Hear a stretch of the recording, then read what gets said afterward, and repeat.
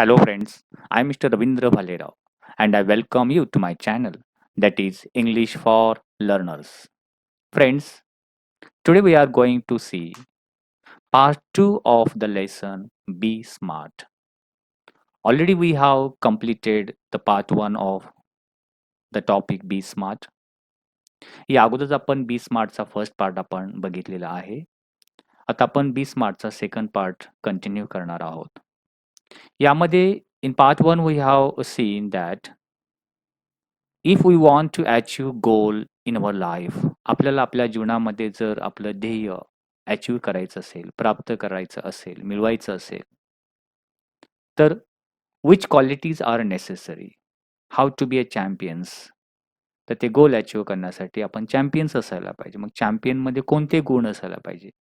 आणि हे पण तुम्हाला पार्ट 1 मध्ये सांगितलं की there are 2 types of goals, broader and short term goals. तर शॉर्ट टर्म गोल्स जर आपण अगोदर अचीव्ह केले तर ultimately we can achieve a broader goal. तर शॉर्टर गोल अचीव्ह करण्यासाठी the qualities we should have and these are a desire, a dream, a vision. हे आपण बघितलं. हे क्वालिटीज आपल्याकडे असायला पाहिजे अँड त्याचबरोबर we should have skill and will. आणि आपण हे पण बघितलं that will should be more powerful than skill. तर चला तर आपण पार्ट 2 ला आपण सुरुवात करतोय. यामध्ये आपण बघणार आहोत if we want to achieve our goal, तर ते गोल कशा प्रकारे असायला पाहिजे, ते ध्येय कशा प्रकारे असायला पाहिजे. That goal should be achievable. Achievable means to be able to achieve. जे गोल आपण निश्चित करणार आहोत ते गोल प्राप्त करण्याजोगे असायला हवे. इथे दिलेलं आहे बघा, setting goals that can be completed in the designated period of time. जे निश्चित केलेलं गोल आहे. For example you are student आणि यू हॅव सेट गोल. तुम्ही आता एक गोल सेट केलंय. काय या वर्षीचा गोल आहे? To achieve 95% marks. That is your goal. That can be completed in designated period of time. आता हे जे गोल निश्चित केलेलं आहे ते डेझिग्नेटेड पिरियड ऑफ टाइम म्हणजे ठराविक वेळेमध्ये पूर्ण होणारं पाहिजे.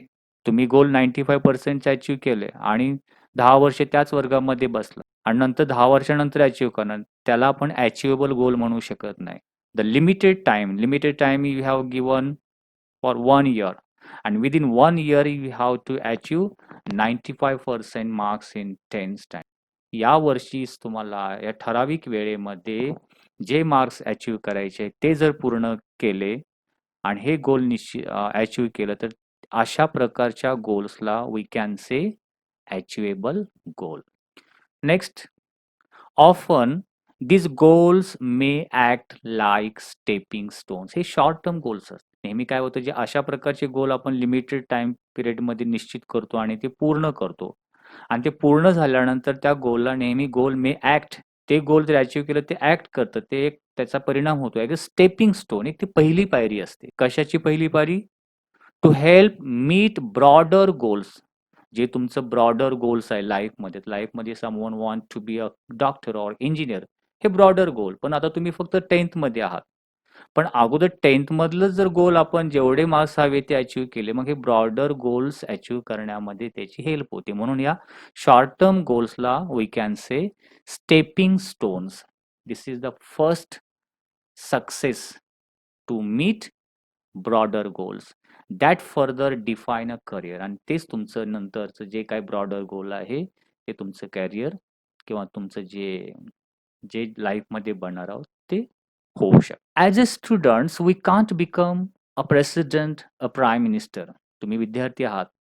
विद्यार्थी म्हणून सध्या तुम्ही प्राईम मिनिस्टर किंवा प्रेसिडेंट होणार हे सांगू शकत नाही. But can hope this may be your broader goal.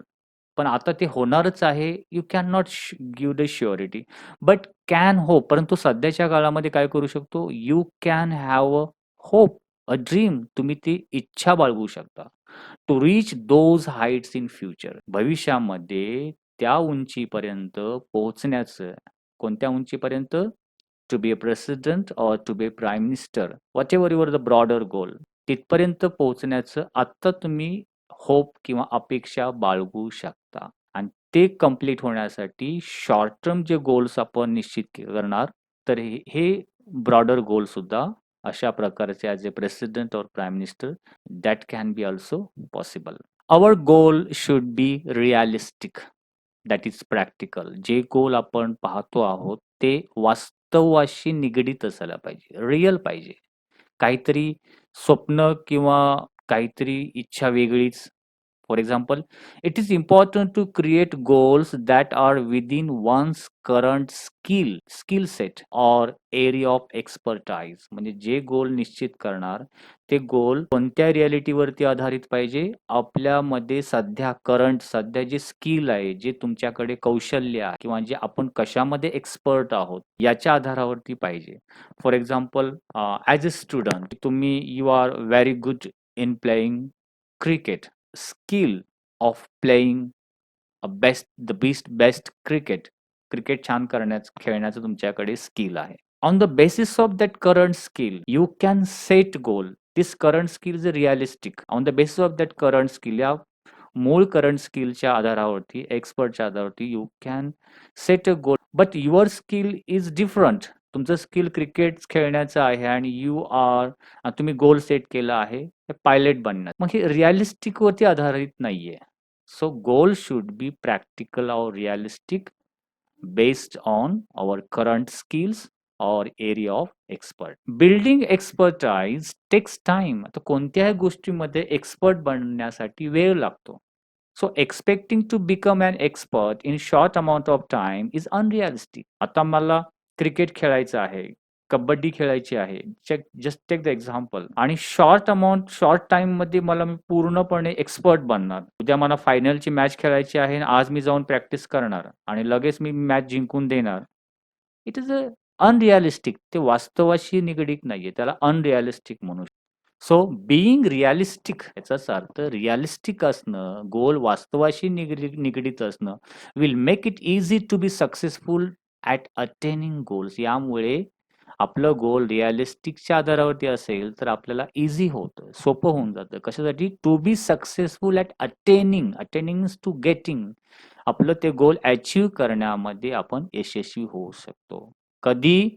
If our goal is based on realistic, वास्तवाशी, आपल्या स्किलशी निगडीत रिलेटेड गोल सेट केलेलं असेल तर.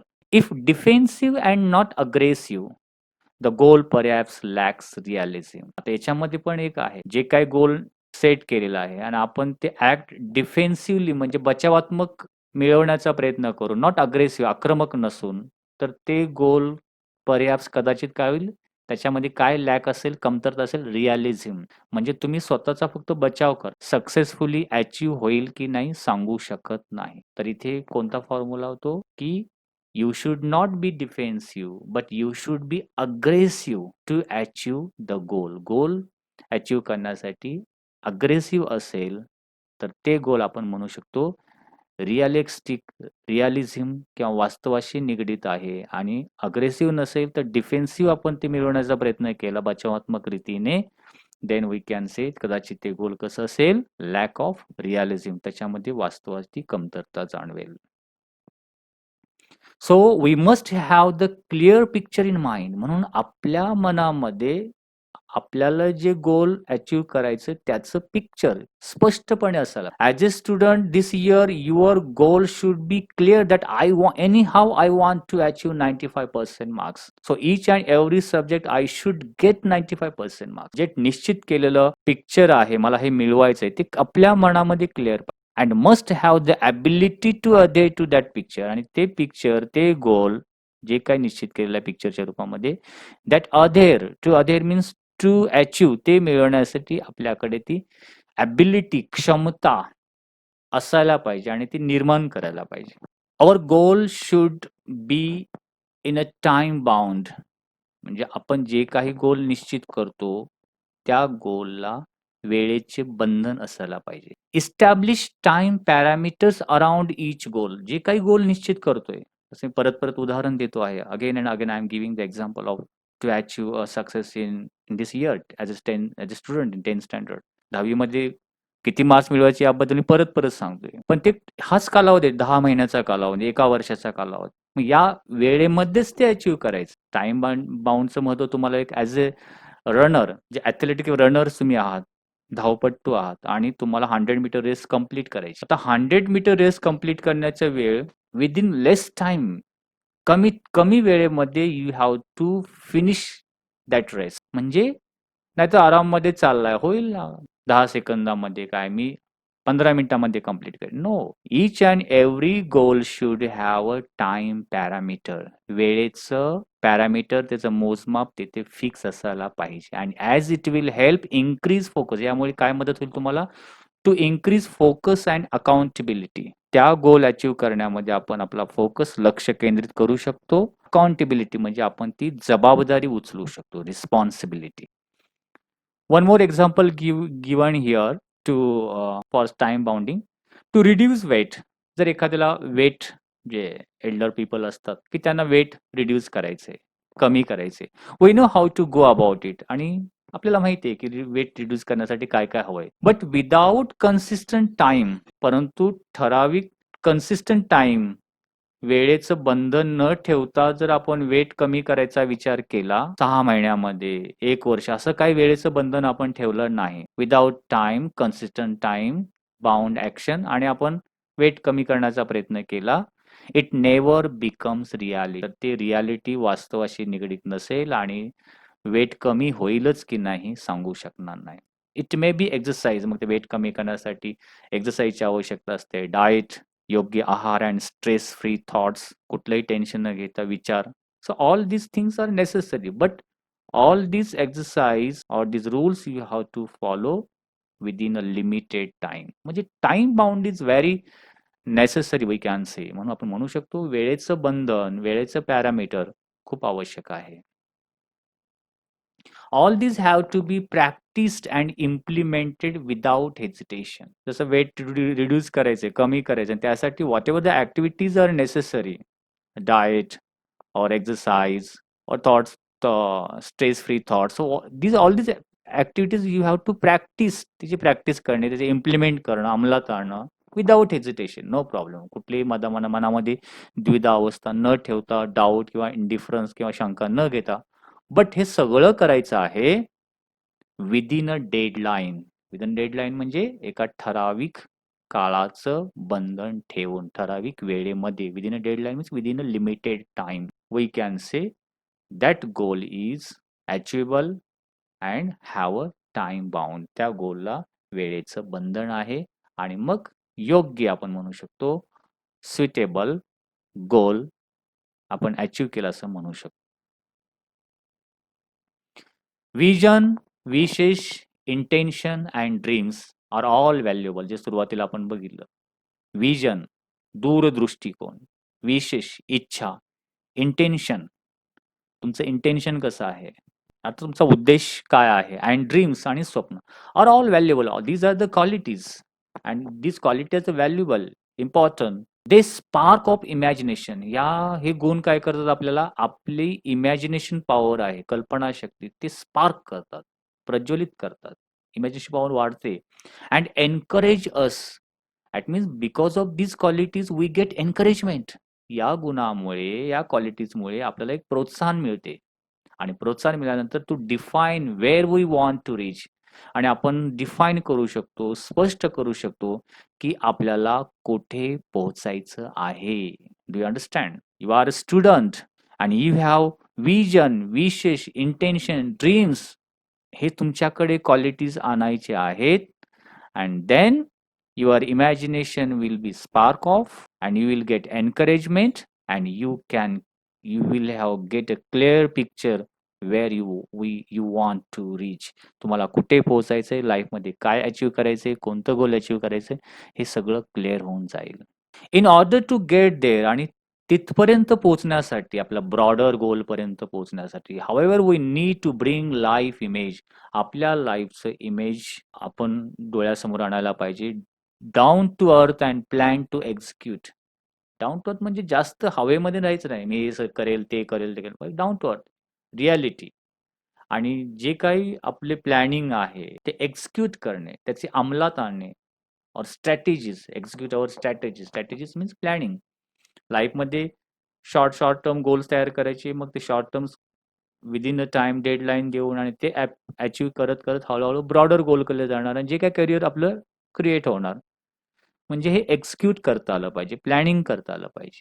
The quality and quantity of energy we put forth, आपल्यामधली क्वालिटी, ज्या प्रमाणामध्ये क्वांटिटी म्हणजे प्रमाणामध्ये जी एनर्जी आहे, ताकद आहे, ते आपण एखादी गोष्ट मिळवण्यासाठी त्याचा यूज करत असो. We put forth means we use our quality and quantity of energy directly impact the result. म्हणजे आपण जेवढ्या प्रमाणामध्ये how much quality we use and quantity we put use आणि it have a direct impact on the result.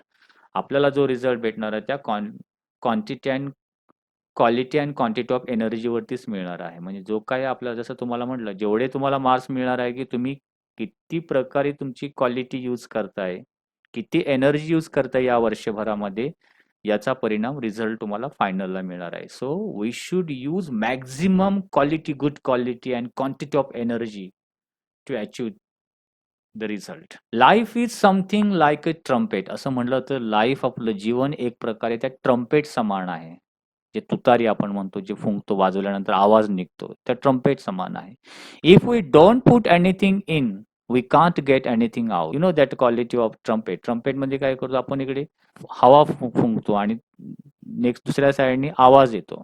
Same thing happen with our life. If we do not use our quality, skill, we should not get result.